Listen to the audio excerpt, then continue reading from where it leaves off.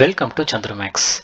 So நம்ம வந்து shortcut பிளேலிஸ்ட்டில் வந்து நம்ம ஆல்ரெடி 2 வீடியோ வந்து நம்ம ஆட் பண்ணியாச்சு. ஸோ அதில் ஒன்று தான் வந்து என்ன அப்படின்னா சஸ்டைனபிள் டெவலப்மெண்ட் கோல், அதுக்கு அடுத்தது வந்து ஃபண்டமெண்டல் டியூட்டிஸ். இந்த ரெண்டுத்தையுமே நம்ம ஆல்ரெடி ஆட் பண்ணிட்டோம் ரைட்டா. அந்த சஸ்டைனபிள் டெவலப்மெண்ட் கோல் அப்படின்றது வந்து நீங்கள் பார்த்தீங்க அப்படின்னா ஸோ உங்களுக்கு வந்து கம்ப்ளீட்டாக ஒரு 17 கோல் இருக்கும். அந்த 17 கோலையுமே வந்து தெளிவாகவே ஸோ டோட்டலாக வந்து ஒரு 17 சஸ்டைனபிள் டெவலப்மெண்ட் கோல் இருக்குது. அந்த 17யுமே வந்து எப்போ கேட்டாலும் 3வது கோல் எது, 7வது கோல் எது, 10வது கோல் எது அப்படின்னு கேட்டாலும் நம்ம தெளிவாக எல்லாத்தையும் சொல்லலாம். ஸோ அந்த மாதிரி வந்து நம்ம கிளியராகவே வந்து மென்ஷன் பண்ணியிருப்போம் ரைட்டா. ஸோ அதே மாதிரி தான் வந்து உங்களுக்கு ஃபண்டமெண்டல் டியூட்டிஸுமே ரைட்டா, அடிப்படை கடமைகள் ஒரு 11 இருக்குது. அந்த 11த்தையுமே வந்து தெளிவாக ஷார்ட்கட்டோடைய எக்ஸ்பிளைன் பண்ணியிருப்பேன் ரைட்டா. சரி, இப்போ நம்ம வந்து ஸ்கெடியூல்ஸ், நம்ம இந்திய அரசியலமைப்பில் வந்து ஒரு 12 ஸ்கெடியூல் இருக்குது. அந்த 12 ஸ்கெடியூலுமே வந்து ஷார்ட்கட்டோட தான் 15 ஸ்கெடியூலுக்கு 12 ஸ்கெடியூலுக்கான ஷார்ட்கட்டை தான் நம்ம இதில் பார்க்க போகிறோம் ரைட்டா. டோட்டலாக வந்து எத்தனை ஸ்கெடியூல் இருக்குது அப்படின்னா 12 ஸ்கெடியூல்ஸ் இருக்குது ரைட்டா. அதை வந்து எப்படி சொல்லலாம்னா 8+4. அந்த 8 ஏன் அந்த 8+4 அப்படின்னா அந்த 8 வந்து இந்திய அரசியலமைப்பு உருவாகிறப்பே இருந்துச்சு. இந்த 4 வந்து நம்ம வந்து நிறைய அரசியலமைப்பு திருத்த சட்டங்கள் மூலியமாக கொண்டு வரப்பட்டது. அது எல்லாத்தையுமே நம்ம வந்து ஒரு வீடியோவில் பார்க்கலாம் ரைட்டா. சரி, இதில் பாருங்க ஃபர்ஸ்ட் இது எல்லாமே தான் வந்து அந்த 12 ஸ்கெடியூல் ரைட்டா. 1 2 3 4 இத்தனை இருக்குது. இது எதையுமே வந்து நம்ம வந்து ஃபுல்லாக டெப்த்தாக போய் படிக்க வேண்டாம். நம்ம எல்லாத்துக்குமே ஷார்ட்கட் இருக்குது ரைட்டா. ஸோ அதனால தான் இந்த ஷார்ட்கட் அப்படின்ற ஒரு புதுசாக ஒரு இனிஷியேட்டிவ் வந்து ஆரம்பிச்சிருக்கோம் ரைட்டா. எல்லாத்துக்குமே நான் ஃபர்ஸ்ட் வீடியோலேயே சொல்லியிருப்பேன், நிறைய முக்கியமான எக்ஸாம்ஸ், அதாவது டிஎன்பிஎஸ்சி, எஸ்எஸ்சி, ரயில்வேஸ், யூபிஎஸ்சி, இந்த மாதிரி அனைத்து விதமான எக்ஸாம்ஸ்க்குமே வந்து ஒரு குறிப்பிட்ட விஷயத்துல இருந்து திரும்ப திரும்ப கொஸ்டின்ஸ் கேட்டுட்டு இருக்காங்க. அப்படின்றப்ப அதை வந்து நம்ம படிக்கிறது கஷ்டமா இருக்கும். அப்படின்றப்ப நம்ம எல்லாமே ஷார்ட்கட்டாகவே இருக்கும். ஓகே, ஸோ இது உங்களுக்கு தமிழ்லையுமே வந்து கம்ப்ளீட்டாக டிரான்ஸ்லேட் பண்ணி தான் இருக்குது. ஓகே, சரி, இதில் வந்து பார்த்துட்டிங்கன்னா இதுதான் வந்து அந்த ஷார்ட்கட் ரைட்டா. ஷார்ட்கட் வந்து என்ன அப்படின்னா உங்களுக்கு டியர்ஸ் ஆஃப் ஓல்டு பிஎம் ரைட்டா. டியர்ஸ் ஆஃப் ஓல்டு பிஎம், இதுதான் வந்து ஷார்ட்கட் ரைட். நல்லா ஞாபகம் வச்சுக்கோங்க. ஸ்கெடியூல் அப்படின்னாலே என்னது, டியர்ஸ் ஆஃப் ஓல்டு பிஎம் தான் ஞாபகத்துக்கு வரணும் சரியா. இப்போ டீன்றது வந்து என்னன்னா டெரிட்டரி அப்படின்னு ஞாபகம் வச்சுக்கோங்க. டீனா டெரிட்டரி ரைட்டா. அப்போ வந்து என்னதுன்னா ஸ்டேட்ஸ் அண்ட் யூனியன் டெரிட்டரி ரைட்டா. States and union territory. ஈனா எமல்யூமெண்ட் ரைட்டா. ஈனா எமல்யூமெண்ட் ஒன்றும் கிடையாது, இந்த சேலரி மாதிரி ரைட்டா. இந்த சேலரி அலவன்சஸ் இருக்குல்ல, அது எல்லாமே வரும். எமல்யூமெண்ட்ஸ், அலவன்சஸ் அண்ட் ப்ரிவிலேஜஸ், இது எல்லாமே 2வது அட்டவணையில் ஈல இருக்குது சரியா. ஏனா அஃபர்மேஷன் அண்ட் ஓத் அப்படின்றது பதவி பிரமாணம் ரைட்டா. அப்போ பதவி பிரமாணம் அப்படின்னா 3வது அட்டவணை. அடுத்து ஆர் அப்படின்றது ராஜ்யசபா சீட், ஆர்னா ராஜ்யசபா. ஓகே, அடுத்து எஸ் அப்படின்றது scheduled areas and tribes in various states. இது எல்லாத்துக்குமே உங்களுக்கு தமிழாக்கமும் இருக்கு ரைட்டா. சரி, இப்போ இதில் வந்து பார்த்துட்டிங்கன்னா ஒரு செகண்ட். ஓகே, இதில் என்ன சொல்கிறாங்க, இப்போ நான் ஆல்ரெடி சொன்னல டீன்றது வந்து என்னென்னா territory, territory states and union territory. ஈன்றது எமல்யூமெண்ட். ஸோ டோட்டலாக வந்து நம்ம இந்தியாவில் வந்து எத்தனை மாநிலங்கள் இருக்கிறது அப்படின்னா 28 மாநிலங்கள் இருக்குது. எத்தனை யூனியன் பிரதேசங்கள் இருக்குதுன்னா 8 யூனியன் பிரதேசங்கள் இருக்கு. ஓகே, அடுத்து ஏன்றது வந்து என்னன்னா அஃபர்மேஷன், ஆர் அப்படின்றது ராஜ்யசபா சீட். அடுத்து எஸ் அப்படின்றது வந்து ஸ்கெடியூல்டு ஏரியா. எஸ் அப்படின்றது ஸ்கெடியூல்டு பல்வேறு மாநிலங்கள் இருக்கக்கூடிய பட்டியலிடப்பட்ட பகுதிகள் மற்றும் பழங்குடியின பகுதிகள். இது எல்லாமே வந்து உங்களுக்கு எதுல வரும் அப்படின்னா இந்த 5 tears. T for territory, E for emolument, A அப்படின்றது அஃபர்மேஷன் அதாவது ஓத் பதவி பிரமாணம், ஆர்ன்றது ராஜ்யசபா சீட்டு, எஸ்ன்றது ஸ்கெடியூல்டு ஏரியா ஞாபகம் வச்சுக்கோங்க ரைட்டா. அடுத்தது போகும். அப்போ டியர்ஸ் முடிஞ்சிருச்சு. அடுத்து ஆஃப்ன்றதுல ஓ அப்படின்றது அதர் ட்ரைபல் ஏரியா ரைட்டா. ஆஃப் அப்படின்றதுல எஃப் அப்படின்னா அதாவது ஃபெடரல் லிஸ்ட் அப்படின்னு சொல்லுவாங்க. எஃப்ன்றது வந்து இதுல வந்து ஓன்றது அதர் ட்ரைபல் ஏரியா. எஃப்ன்றது வந்து இது வந்து ஃபெடரல் லிஸ்ட் சரியா. ஃபெடரல் அப்படின்னாலே வந்து பார்த்துட்டிங்கன்னா உங்களுக்கு ஸ்டேட்டு, அதுக்கப்புறம் சென்ட்ரலு, அதுக்கப்புறம் வந்து எல்லாமே சேர்த்து தான் ஃபெடரல் அப்படின்ட்டு சொல்லுவாங்க ரைட்டா இங்கிலீஷில். சரி, இப்போ அந்த அதர் ட்ரைபல் ஏரியாஸ்ன்னு சொல்கிறாங்களா, அந்த அதர் அப்படின்றது வந்து எதெல்லாம் வரும் அப்படின்னா அந்த ஏடிஎம் ஸ்கொயர் சரியா. அதாவது ஒரு செகண்ட்.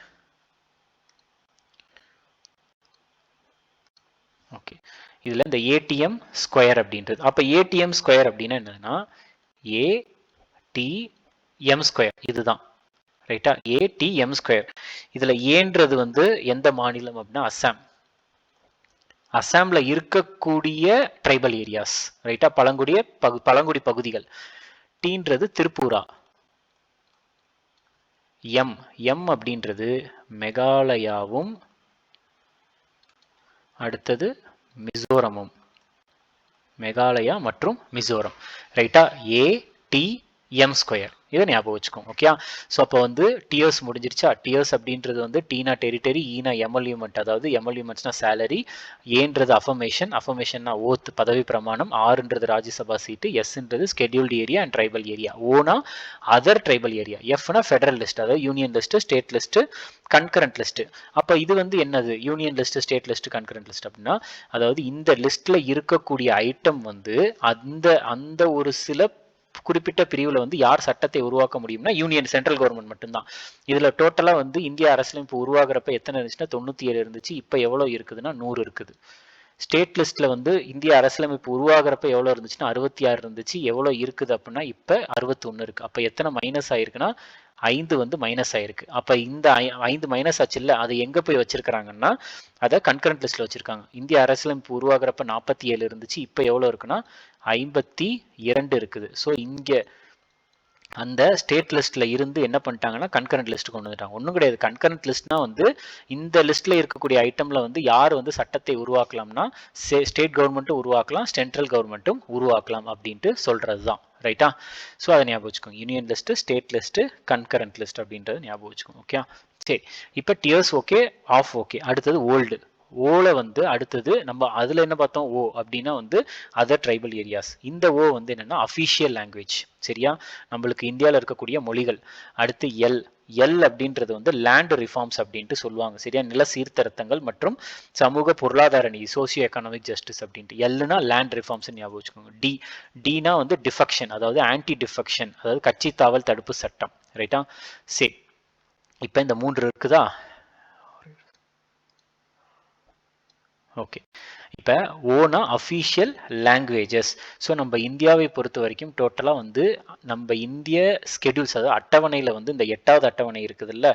ஸோ இந்த 8வது அட்டவணையில் டோட்டலாக எத்தனை மொழிகள் இருக்கிறது அப்படின்னா 22 மொழிகள் இருக்கிறது. டோட்டலாக எத்தனை மொழிகள்? 22 மொழிகள். இந்த 22 மொழிகளை எப்படி பிரிக்கலாம் அப்படின்னா 14 மொழிகள் இந்திய அரசியலமைப்பு உருவாகிறப்ப இருந்துச்சு. இப்போ எத்தனை இருக்குதுன்னா 22 இருக்குது. சரியா, 22. அப்போ எத்தனை மொழிகள் வந்து இங்கே ஆட் ஆயிருக்குதுன்னா 8 மொழிகள் ஆட் ஆயிருக்கு. ஸோ அந்த 8 மொழிகளை வந்து நம்ம வந்து எப்படி பிரிக்க முடியும் அப்படின்னா, ஸோ ஓகே, அந்த 8 மொழிகளை வந்து நம்ம வந்து எப்படி சொல்லலாம், அதை வந்து 21, 71, 92, அதாவது 21வது கான்ஸ்டிடியூஷனல் அமெண்ட்மெண்ட் ஆக்ட், இந்திய அரசியலமைப்பு சட்ட திருத்தம், CAA கான்ஸ்டிடியூஷனல் அமெண்ட்மெண்ட் ஆக்ட், 71வது CAA கான்ஸ்டிடியூஷனல் அமெண்ட்மெண்ட் ஆக்ட், 92வது CAA, 21, 71, 92 ஞாபகம் வச்சுக்கோங்க. இதுல 21 வந்து எந்த வருஷம் அப்படின்னா 1967, 1967ல. 71 வந்து 1992ல. 92வது வந்து எந்த சட்ட திருத்தம் அப்படின்னா 2003ல. ஸோ இதில் தான் ஆட் பண்ணியிருக்கிறாங்க. ரைட்டா, 21வது சட்ட திருத்தத்தில் டோட்டலாக வந்து எத்தனை மொழிகள் அப்படின்னா இங்கே நான் எழுதுறேன். 21வதுல வந்து ஒரே ஒரு மொழி ஆட் பண்ணியிருக்காங்க. 71வதுல எத்தனை மொழிகள் அப்படின்னா 3 மொழி ஆட் பண்ணியிருக்காங்க. 92வது சட்ட திருத்தத்தில் 4 மொழிகள் ஆட் பண்ணியிருக்கிறாங்க. ரைட்டா, 1, 3, 4. ஸோ 21வது சட்ட திருத்தத்தில் வந்து எந்த மொழி அப்படின்னா சிந்தி அப்படின்ற மொழி, சிந்தி. ரைட்டா, அடுத்து 71வது சட்ட திருத்தத்தில் வந்து 3 மொழிகள் என்னெல்லாம் அப்படின்னா கொங்கணி,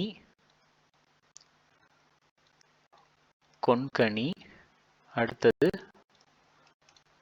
மணிப்பூரி, அதுக்கப்புறம் நான் இங்கே எழுதுறேன் நேபாளி. இந்த 3 மொழிகள் ஆட் பண்ணியிருக்காங்க 71வது. 92வது சட்ட திருத்தத்தில் வந்து எதெல்லாம் ஆட் பண்ணியிருக்காங்கன்னா 4 மொழி. எதெல்லாம்னா போடோ, டோக்ரி, மைத்திலி, அடுத்தது சந்தாலி. ரைட்டா, சந்தாலி, LI. ரைட்டா, ஸோ இந்த 4 மொழியை ஆட் பண்ணியிருக்கிறாங்க. ஸோ இதை ஞாபகம் வச்சுக்கோங்க. இந்தியாவில் வந்து அட்டவணையில் இருக்க 8வது அட்டவணையில் 22 மொழிகள் இருக்கு. ஆனால் இந்தியாவில் வந்து கிளாசிக்கல் லாங்குவேஜ் கிளாசிக்கல் லாங்குவேஜ் டோட்டலாக வந்து எத்தனை இருக்கிறது அப்படின்னா 11 மொழிகள் இருக்கு. இந்தியாவில் கிளாசிக்கல் லாங்குவேஜ் 11 மொழிகள் இருக்கு. சரி, இப்போ இது வரைக்கும் இந்த ஓ வரைக்கும் நம்ம ஒன்று. இந்த எல் ஏன் அப்படின்னா நான் ஆல்ரெடி சொன்னேன், இந்திய அரசியலமைப்பில் மொத்தம் எத்தனை அட்டவணை இருந்துச்சு அப்படின்னா 8 இருந்துச்சு. இப்போ எவ்வளோ இருக்குன்னா 12 இருந்துச்சு. இது வரைக்கும் தான் கரெக்டாக 8.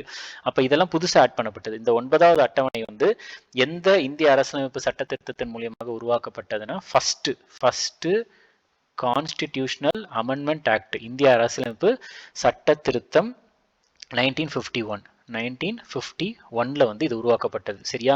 ஸோ நல்லா தெரிஞ்சுக்கோங்க. உங்களுக்கு ஒரு கொஸ்டின் கேட்குறாங்க, எந்த ஒரு அதாவது நம்ம ஒரு சட்டத்தை வந்து உருவாக்குறோம் அப்படின்னா அந்த சட்டமானது வந்து ஒரு அடிப்படை உரிமைகளை மீறுற மாதிரி இருந்துச்சு அப்படின்னா அந்த சட்டத்தை செல்லாது, அந்த சட்டம் வந்து செல்லாதுன்ட்டு உச்ச நீதிமன்றமோ உயர்நீதிமன்றமோ அதை அறிவிக்கலாம். ஸோ ஆனால் ஒரு சட்டத்தை உருவாக்கி அந்த சட்டத்தை இந்த 9வது அட்டவணை இருக்குல்ல, அதாவது land reforms and socio economic justice, இந்த 9வது அட்டவணையில் போய் அந்த சட்டத்தை வைத்தால் எதுவுமே பண்ண முடியாது. அதாவது நீதிமன்றங்களால் எடுத்து ஆராய்ந்து இது வந்து அடிப்படை உரிமைக்கு மீறியது அப்படின்றதுனால இதை வந்து ரத்து செய்யணும் அப்படின்றதெல்லாம் சொல்ல முடியாது. இந்த 9வது அட்டவணைக்கு அவ்வளோ பெரிய பவர் இருக்குது. ஸோ தமிழ்நாடு ரிசர்வேஷன் வந்து எதில் இருக்குதுன்னா இந்த 9வது அட்டவணையில் தான் இருக்குது, 9th ஸ்கெடியூல்ல இருக்குது. ஓகே, அடுத்தது இந்த டீனா வந்து என்னன்னா ஆன்டி டிஃபெக்ஷன் லா. சரியா? டீனா வந்து அதாவது ஆன்டி டிஃபெக்ட்னா கட்சி தாவல். ரைட்டா? கட்சி தாவல் தடுப்பு சட்டம், ரைட்டா? தடை சட்டம் அப்படின்னு சொல்லுவாங்க. இந்த இது வந்து எத்தனாவது சட்ட திருத்தம் மூலியமாக கொண்டு வரப்பட்டதுன்னா 52வது கான்ஸ்டிடியூஷனல் அமெண்ட்மெண்ட் ஆக்ட். எந்த வருஷம்னா 1985. சரியா? அப்ப ஓன்றது அஃபிஷியல் லாங்குவேஜ், எல்னா லேண்ட் ரிஃபார்ம்ஸ், டி அப்படின்னா டி ஆன்டி டிஃபெக்ஷன். ஓகே, சரி. அடுத்தது பாருங்க, கடைசியா பிஎம். பினா பஞ்சாயத்து ராஜ், எம்னா முனிசிபாலிட்டி. சரியா? பினா பஞ்சாயத்து ராஜ், எம்ன்றது municipality. So panchayat, M municipality. So பஞ்சாயத்தை பொறுத்த வரைக்கும் இது எந்த அரசியலமைப்பு சட்ட திருத்தம் மூலியமாக கொண்டு வரப்பட்டதுன்னா 73rd கான்ஸ்டிடியூஷனல் அமெண்ட்மெண்ட் ஆக்ட் 1992 மூலியமாக கொண்டு வரப்பட்டது. அடுத்தது இது எந்த சட்ட திருத்தம்னா அடுத்த சட்ட திருத்தமே 74வது CAA கான்ஸ்டிடியூஷனல் அமெண்ட்மெண்ட் ஆக்ட் 1992 மூலியமா கொண்டு வரப்பட்டது. இந்த 73rd இருக்குல்ல, இது வந்து கொண்டு வந்து 73ல, ஆனா நடைமுறைக்கு கொண்டு வரப்பட்டது என்னைக்கு அப்படின்னா ஏப்ரல் 24, 1993. இது நடைமுறைக்கு, அதாவது ஃபோர்ஸ் நடைமுறைக்கு கொண்டு வரப்பட்டது. இது நடைமுறைக்கு எப்பொழுது கொண்டு வரப்பட்டதுன்னா ஜூன் 1, 1993. ரைட்டா? பஞ்சாயத்து ராஜை பொறுத்த வரைக்கும் அனைவருக்குமே தெரியும் இது எந்த பகுதி, எந்த பார்ட்டை சேர்ந்தது. ஸோ இந்திய அரசியலமைப்புல வந்து எந்த பார்ட்டை வந்து இந்த பஞ்சாயத்து ராஜ் வந்து சேர்ந்தது அப்படின்னா இதுக்கான ஆன்சர் பார்ட் 9.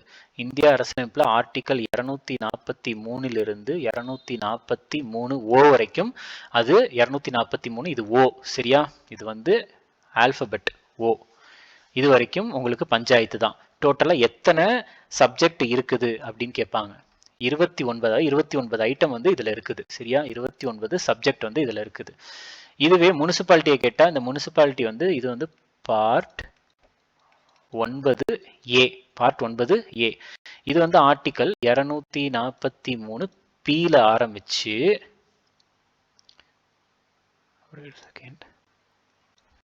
ஓகே 243 Pல ஆரம்பிச்சு 243 ZG வரைக்கும் இந்த ஆர்டிகல் போகும் முனிசிபாலிட்டிஸ்க்கு. இதுல எத்தனை சப்ஜெக்ட் இருக்குதுன்னா டோட்டல் 18 சப்ஜெக்ட் இந்திய அரசியலமைப்புல சொல்லி இருக்கிறாங்க. ரைட்டா? ஸோ இது எல்லாத்தையுமே ஞாபகம் வச்சுக்கோங்க. ஸோ இதுதான் வந்து நம்மளுக்கு இந்த ஸ்கெடியூலுக்கான இதுவே. ரைட்டா? ஸ்கெடியூலுக்கான ஒரு ஷார்ட்கட். ஸோ அப்போ வந்து டோட்டலாக வந்து நம்ம என்னெல்லாம் பார்த்துருக்கோம் அப்படின்னா டியர்ஸ் ஆஃப் ஓல்டு பிஎம் அப்படின்றத நம்ம எழுதிறேன். ஓகே, ஸோ நான் எழுதி போடுறேன். டியர்ஸ், அடுத்து ஆஃப், அடுத்தது ஓல்டு, அடுத்தது PM. Tears of old PM அப்படின்ட்டு பார்த்தோமா? இதுல டீன்றது என்னது? டெரிட்டரி. ஈன்றது எமோல்யூமெண்ட் அதாவது சேலரி, ஏன்றது அஃபர்மேஷன் பதவி பிரமாணம் ஓத், ஆறுன்றது ராஜ்யசபா சீட், எஸ்ன்றது ஸ்கெடியூல்டு ஏரியா, ஓன்றது அதர் ஸ்கெடியூல்டு ஏரியா, எஃப்ன்றது federal list, union list, state list, concurrent list, ஓன்றது அஃபிஷியல் லாங்குவேஜ், எல்ன்றது லேண்ட் ரிஃபார்ம்ஸ், டீன்றது டிஃபெக்ஷன் ஆன்டி டிஃபெக்ஷன் கட்சி தாவல் தடை சட்டம், பீன்றது பஞ்சாயத், எம்ன்றது முனிசிபாலிட்டி. ரைட்டா? ஸோ இது வந்து நம்மளுக்கு ஷார்ட்கட்கான 3வது வீடியோ. ஓகே, நம்மளுக்கு அடுத்த ஷார்ட்கட் வந்து பார்த்துட்டிங்கன்னா இந்திய அரசியலமைப்பில் இருக்கக்கூடிய 25 பார்ட் 25 பார்ட்ஸ் இருக்குது. அது ரொம்ப ரொம்ப கஷ்டம். பட் ஆனால் அதை நம்ம சிம்பிளாக ஷார்ட்கட் வச்சு பார்க்க போகிறோம். சரியா? ஸோ நான் ஆல்ரெடி சொல்கிற மாதிரி உங்களுக்கு வந்து என்ன ஷார்ட்கட் வேணுமோ அதை வந்து நீங்கள் கமெண்ட்டில் சொல்லுங்கள். நம்ம அடுத்து அதையே ஷார்ட்கட்டாக எடுத்துகிட்டு வரேன். ரைட்டா? தேங்க்யூ.